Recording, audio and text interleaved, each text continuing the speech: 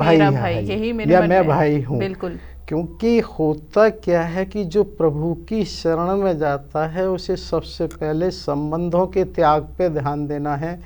मैं और मेरा जब तक बना रहेगा तब तक नहीं कुछ होगा। उसे बस सिर्फ यही को करना है, व्यक्ति से नहीं छोड़ना है, व्यक्ति से जो संबंध है उसको त्यागना है। तो यहाँ उन्होंने ये कहा है कि ये रावण का भाई अनुज एक तरह से कुंभकर्ण है। तो इसलिए यहाँ है कि वो प्रभु की शरण में जब जा चुके हैं और फिर भी उन्हें यही रहे कि यार मेरा है। बिल्कुल, तो भाई तो विभीषण के भी है, लेकिन उन्होंने ये नहीं बोला कि मेरा मेरा भाई, उन्होंने बोला रावण का भाई भाई है। अनुज। तो ये इसलिए कि अगर प्रभु की तरफ जाना है तो हमें संबंधों का त्याग करना है, व्यक्ति का नहीं। हम अक्सर करके व्यक्ति का त्याग करने में रहते हैं, हम उसके संबंध को नहीं। संबंध से ये होता है कि हम जब भी कहीं कोई बात आती तो हम उस संबंध का उपयोग कर लेते हैं। तो हमें संबंध को पहले छोड़ना है और उसके बाद व्यक्ति की बात है। अन्यथा तो हम राग और द्वेष में हो सकते हैं कि हमने उस व्यक्ति को छोड़ दिया मन में द्वेष के कारण।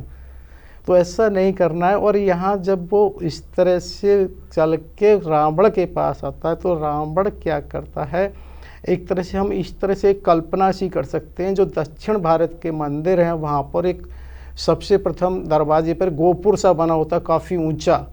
तो वो इस तरह से रावण कहीं वहाँ बैठता है, तब वो कुंभकर्ण से मिलता है। तो वो कुंभकर्ण वहाँ आके उससे मिलता है, उसे गले लगाते हैं और वो इस तरह की बात आती है कि कुंभकर्ण से पूछता तुम बताओ तुम्हें किसका भय है।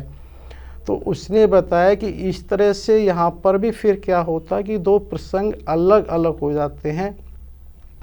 क्या है कि जो अभी हमने जिक्र किया जिसका हम कुंभकर्ण कदन के अध्याय की जो बात कर रहे हैं उसके हिसाब से, क्योंकि श्री श्री सुदर्शन चक्र जी ने ये बताया था कि ये पहले भी कुंभकर्ण वहाँ आया था राज दरबार में, जिसमें हमने चर्चा की थी एपिसोड 84-85 में कि वहाँ पर विभीषण भी थे और उन्होंने भी रावण को समझाया था, जिसकी वजह से कुंभकर्ण ने ये कहा था कि हाँ तुम ठीक हो। लेकिन क्या होता है मानस जी में ऐसा नहीं है, यहाँ पर ही जगाया गया है। तो ये जैसा कि हमने अभी पूर्व में भी चर्चा करी थी कि सब संदर्भ अपने अपने स्थान पर सही हैं। तो उसी कारण से ये वो यहाँ पर ये होता है कि जब कुंभकर्ण उनसे कहता है तो वो कहते हैं कि राम ने पूरी लंका को घेर रखा है और जिसकी वजह से जो मेरे बानरों ने जो भी सेना हमारी है उसको दिन प्रतिदिन वो क्षीण करते जा रहे हैं। मेरी सैन्य शक्ति भी कम होती जा रही है, संसाधन भी कम होते जा रहे हैं, अब तुम्हें ही कुछ करना है। तो होता क्या कि यहाँ और वहाँ में बस एक ये है कि वहाँ भी कुंभकर्ण ने उनको समझाया है रावण को और यहाँ भी समझाया है। होता क्या है कि बस इतना अंतर है कि वहाँ पर ये कहा गया है कि दो माता जानकी के लिए कहते हैं जगदम्बा हर आन अब सठ चाहत कल्याण। वो इस तरह से मानस जी के हिसाब से समझाते हैं कि भाई जगदम्बा का तुमने हरण कर लिया, आप कल्याण चाहते हो हैं। वो कहते हैं शिव ब्रंच जिसके सेवक यानी ब्रह्मा जी और शिव जी जिसके सेवक हैं, तुम्हें अपना अपमान करके उनके शरण में चले जाना चाहिए। और यहाँ भी वो इस तरह से उनको समझाता है कि तुमने भाई कार्य तो ये पहले भी कहा था, फिर भी कहता है गलत किया है। तुमने करते समय तो कुछ सोचा नहीं कि तुम क्या कर रहे हो, अब तुम उसकी कर रहे हो। तो वो होता क्या है जब इस तरह समझाता है तो रावण ये कहता है कि अच्छा तुम आचार्य की तरह से मुझे समझाने में लगे हो, तुमने ये नहीं सोचा मैंने क्या किया है। ये कार्य जो किया मैंने चाहे अब ये गौरव से किया, अभिमान से किया, क्यों किया, ये विचारने का समय नहीं है। अब तो केवल और केवल उसको जो भी मैंने किया उसको पूरा करने का समय है।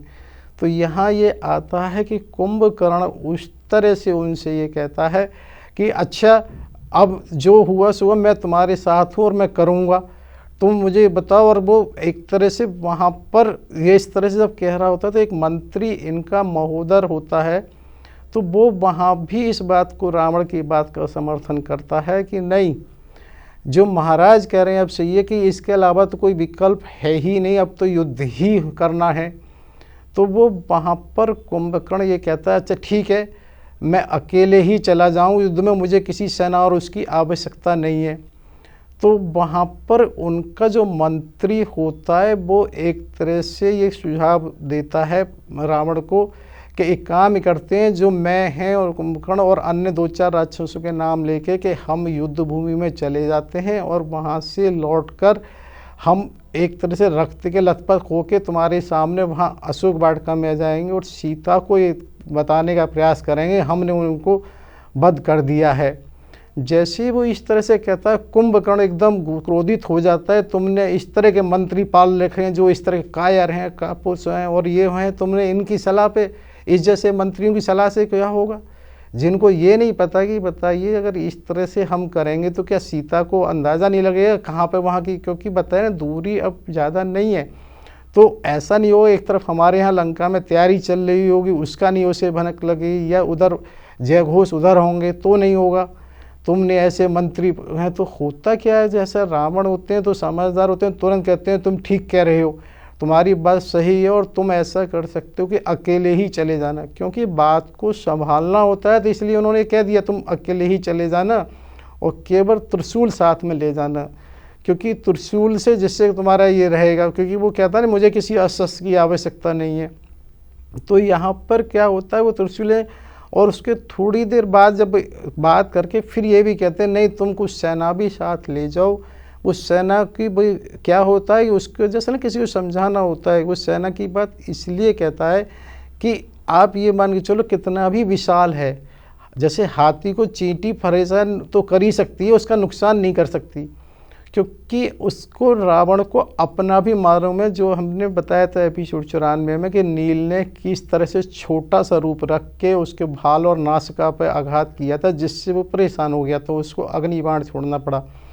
तो उसी तरह से उन्हें लगता है कि कुंभकर्ण को भी सेना ले जाए जो कम से कम उसके आगे पीछे जो बानर होंगे वो परेशान तो नहीं करेंगे।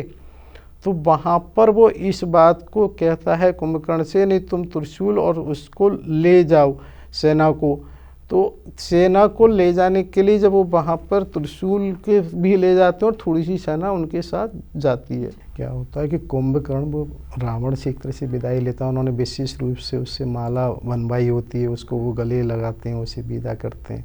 और ऐसा भी कहीं प्रसंग आता है कि वो उसको ना एक तरह से मदरा पान वगैरह दोबारा इसलिए कराते हैं क्योंकि वो खुद एक तरह से भगवान के भक्त हैं, उन्होंने उसे डांटा है करा है, तो उसे लगा कहीं आसान हो ज़्यादा उसमें हो जाए।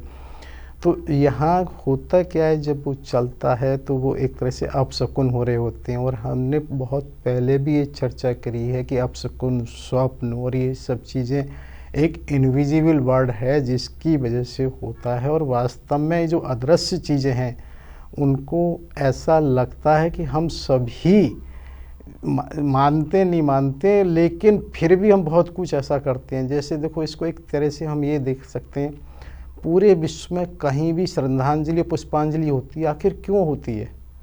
अगर वास्तव में वो चित्र है तो उस पर तुम क्यों कर रहे हो? लेकिन कहीं ना कहीं सभी लोग इस बात को मानते हैं। और ये हमारे यहाँ तो बाकायदा पुराणों में है, गरुड़ पुराण में स्पेशली कहा गया है कि भाई सूक्ष्म कारण शरीर स्थूल शरीर के अलावा होता है और वो उपस्थित रहता है, जिसकी सीमा अधिकतम 13 दिन मानी गई, जिसकी वजह से हमारे 13वें संस्कार रहता है। तो उसको भी एक तरह से यदि वास्तव में सब नहीं मान रहे हैं तो वो ऐसा क्यों करते हैं? तो ये अदृश्य जो चीज़ है, एक जगत है जिसकी वजह से हमने ये देखा कि वो वहाँ पर अपशकुन हो रहा है। और इसको ना एक तरह से हम और भी समझ सकते हैं, क्योंकि इसको ऐसा मैंने देखा है कि जो इसके सत्य के करीब होते हैं उसको होते हैं। और बहुत सारे संतों के ना प्रकरण अक्सर वो होते हैं। मुझे एक ही प्रकरण ध्यान आ रहा है, मलुक पीठाधीश्वर जी का, श्री श्री राजेंद्र दास जी महाराज का। क्योंकि एक बार वो एक प्रसंग ऐसा कह रहे थे कि उनकी कोई इच्छा हुई कि भाई गंगा स्नान किया जाए। तो उन्होंने किसी भक्त से कहा, तो उन्होंने कहा भाई ठीक है चलेंगे। तो वो वहाँ से कुछ चलने की हुई, जब तक उन्होंने ये मन में नहीं सोचा कि कहाँ जाना है, केवल गंगा स्नान की बात है। तो उस गंगा स्नान के लिए उन्होंने भाई ठीक है ब्रज घाट पास में हो सकता है, तो बोले चले। जब तक वहाँ से मन बना फिर थोड़ा और आगे चलें, वहाँ चलें। हरिद्वार पर रहे, बोले हरिद्वार, तो हर तरह से बोले पता नहीं फिर कैसे मन हुआ कि भाई ऋषिकेश ही चले। जब तो हुआ क्या, ऋषिकेश पहुँच के जब वो वहाँ गए हैं तो उन आश्रम में जो उनसे महाराज से मिले तो उन्होंने ये कहा, मैं 2-3 दिन से तुम्हें याद कर रहा था। तो उन्होंने खुद इसका वर्णन किया है कि अब हमारी समझ में आया कि हमारी इच्छा क्यों हुई। क्योंकि महाराज उन्हें याद कर रहे थे तो इसलिए ऐसी इच्छा हुई, नहीं बोले ऐसी कोई बात ही नहीं। तो ये चीज़ एक बताने का ये आशय है। और इसको एक तरह से और हम बेहतर समझना चाहें तो हम ये समझते हैं, जो ब्रह्मा कुमारी की बहन शिवानी हैं, उनके हर चिंतन प्रवचन में एक चीज़ इसी बात की होती है कि हम किसी को कोई भी संदेश भेजते हैं तो वो उसको प्रभावी करता है। उनके हर उसमें होती है, तो यानी कि इस चीज़ का बहुत महत्वपूर्ण था, है और रहेगा। तो वो बराबर उस अदृश्य वाली जगत की ही तो बात है। और इसीलिए यहाँ अपशकुन और इसकी बात होती है। और जहाँ एक तरफ अपशकुन होते हैं, दूसरी तरफ शकुन होते हैं। तो इस तरह से वो वहाँ पर युद्ध भूमि में जब वो जाते हैं तो युद्ध भूमि में वहाँ पहुँचते हैं, और दूर से जब वो बंदर होते हैं तो उन्हें देख के कहते हैं अरे वो आ गए। अच्छा, इस प्रकार से होता है। बहुत ही सुंदर प्रसंग चल रहा है सर, और मन बिल्कुल नहीं कर रहा कि यहाँ पर कार्यक्रम को विराम दिया जाए, लेकिन समय का अभाव है तो कार्यक्रम को यहीं पर विराम देना होगा।